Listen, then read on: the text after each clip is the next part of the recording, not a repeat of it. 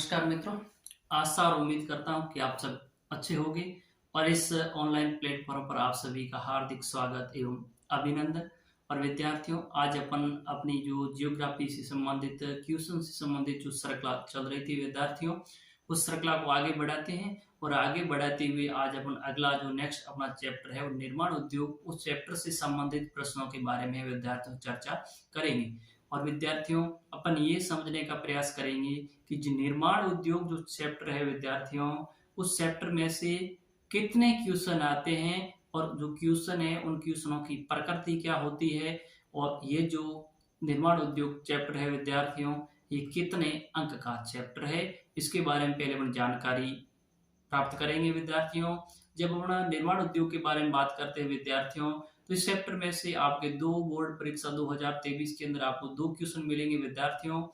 जो दो क्वेश्चन के प्रकार की प्रकृति की बात करें तो एक होगा आपका वस्तुनिष्ठ प्रश्न विद्यार्थियों और एक होता है दीर्घ उत्तरात्मक प्रश्न। जब इस एक वस्तुनिष्ठ प्रश्न 1 अंक का होता है विद्यार्थियों और जो दीर्घ उत्तरात्मक क्वेश्चन होता है वो 3 अंक का होता है विद्यार्थियों। इस प्रकार से ये जो चैप्टर है विद्यार्थियों, ये चैप्टर कुल 4 अंक का है। और आज अपन जिस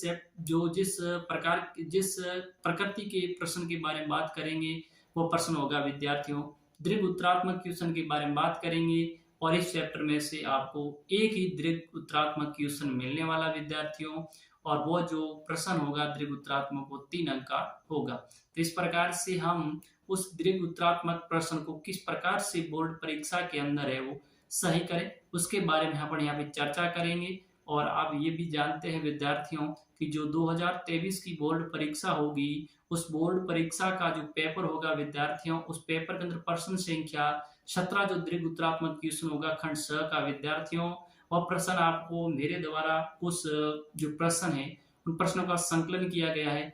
और विद्यार्थियों, ये बहुत ही महत्वपूर्ण क्वेश्चन है, वह क्वेश्चन आप तक पहुंचाने का मैं कार्य है वो कर रहा हूं। और विद्यार्थियों, आप इन प्रश्नों पर पूर्ण रूप से विश्वास बनाए रखें, और यही प्रश्न आपको बोर्ड परीक्षा 2023 के अंदर निश्चित रूप से मिलने वाले हैं। और अपने विद्यार्थियों, बिना देरी कर किए हुए अपन आज इस चैप्टर से संबंधित महत्वपूर्ण क्वेश्चन कौन कौन से हैं उन प्रश्नों के बारे में चर्चा करेंगे। और जो महत्वपूर्ण जो क्वेश्चन है वो विद्यार्थी आपको अपनी स्क्रीन के सामने दिखाई दे रहे हैं, और उन्हीं प्रश्नों के बारे में चर्चा है वह करेंगे विद्यार्थियों। चलते हैं पहले प्रश्न की ओर। और पहला प्रश्न आपको स्क्रीन पर नजर आ रहा है विद्यार्थियों। पहला क्वेश्चन ये कह रहा है विद्यार्थियों कि उद्योगों द्वारा प्रयोग किए जाने वाले कच्चे माल के आधार पर उद्योगों का वर्गीकरण कीजिए।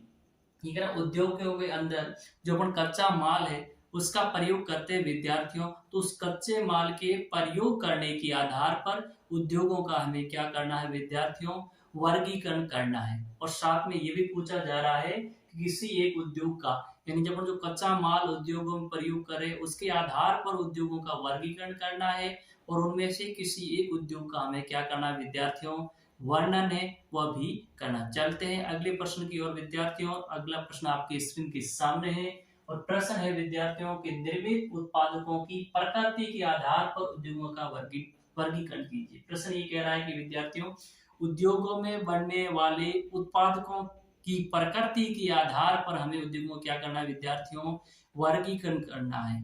उसके साथ संबंधित प्रश्न है पूछा गया विद्यार्थियों।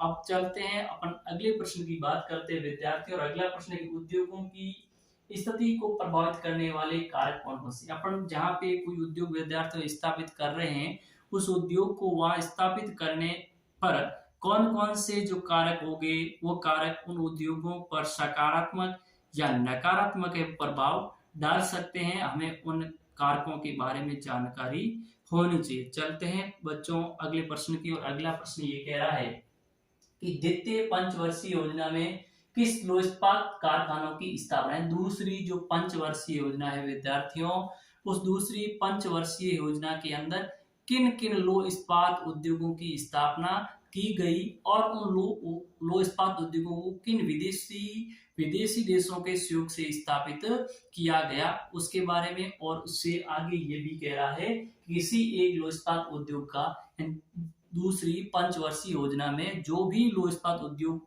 स्थापित किए गए थे, उनमें से किसी एक लोकतांत्रिक उद्योग का आपको क्या करना है विद्यार्थियों, वर्णन भी करना है। अगला प्रश्न क्या कह रहा है विद्यार्थियों कि सूती वस्त्र उद्योग के बारे में बताइए। यानी सूती वस्त्र उद्योग है वो कहाँ कहाँ अवस्थित है और कहाँ पे होने चाहिए, वहां की भौगोलिक दशाएं क्या होनी चाहिए, उसके बारे में हमें विद्यार्थियों में जानकारी होनी चाहिए। अगला प्रश्न है विद्यार्थियों कि पेट्रो रसायन उद्योग और ज्ञान आधारित उद्योग क्या है समझाइए। यानी पेट्रो रसायन उद्योग क्या होते हैं और ज्ञान आधारित उद्योग क्या होते हैं, हमें उनके बारे में विद्यार्थियों जानकारी होनी चाहिए। अगला प्रश्न है कि भारत में उदारीकरण, निजीकरण और वैश्वीकरण को समझाइए। भारत के अंदर उदारीकरण क्या है, नीतिकरण क्या है और वैश्वीकरण है वो क्या होते हैं, हमें उसके बारे में जानकारी होनी चाहिए विद्यार्थियों। चलते हैं अगले प्रश्न की ओर। अगला प्रश्न है कि भारत में कितने औद्योगिक प्रदेश है। यानी भारत के अंदर सबसे पहले विद्यार्थी हमें जानकारी होनी चाहिए कि औद्योगिक प्रदेश होते क्या है।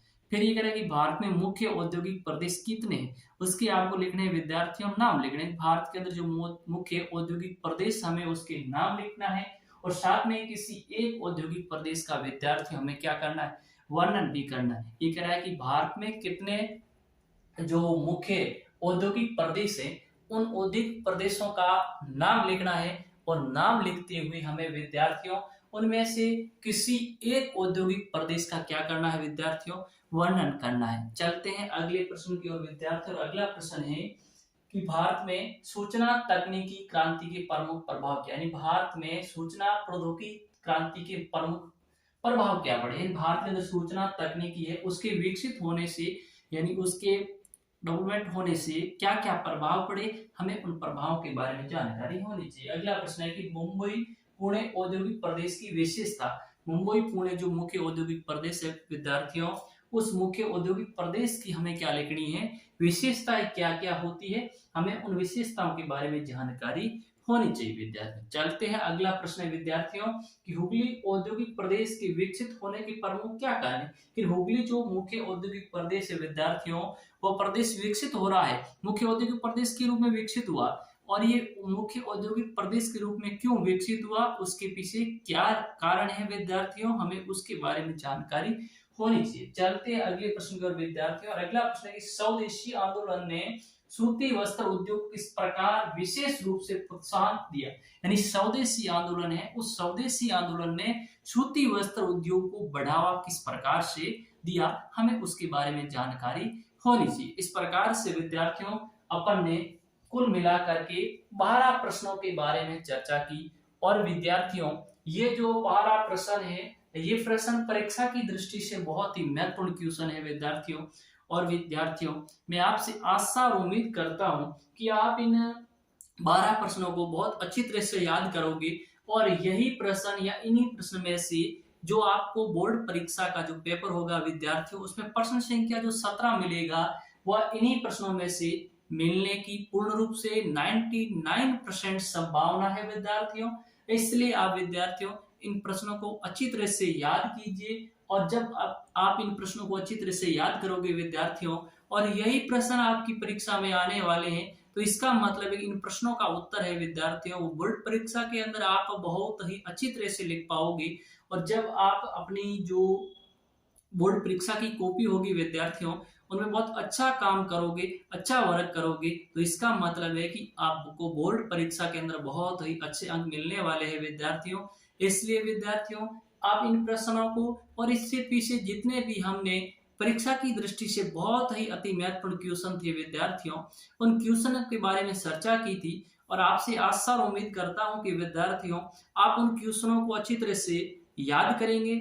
जब याद हो जाएंगे तो इसका मतलब है कि अपना जो स्कोर है उस स्कोर के अंदर विद्यार्थियों वृद्धि होने वाली है, हमें कोई रोक नहीं सकता है। यानी अपन जिस मार्ग पे चल रहे हैं विद्यार्थियों बिल्कुल उस मार्ग पर जा रहे हैं। इसलिए विद्यार्थियों किसी ने कहा है कि राहगीर से ये मत पूछो कि राह कहाँ तक जाएगी, राहगीर से ये मत पूछो कि राह कहाँ तक जाएगी और दरिया से ये मत पूछो नीर कहाँ तक जाएगा, दरिया से ये मत पूछो नीर कहाँ तक जाएगा। उठो खींचो धनुष की डोर, उठो खींचो धनुष की डोर, जो साधो अपने लक्ष्य का निशाना, साधो अपने लक्ष्य का निशाना, बाकी बाद में देखेंगे, बाकी बाद में देखेंगे, तीर कहाँ तक जाएगा बाकी बाद में देखेंगे।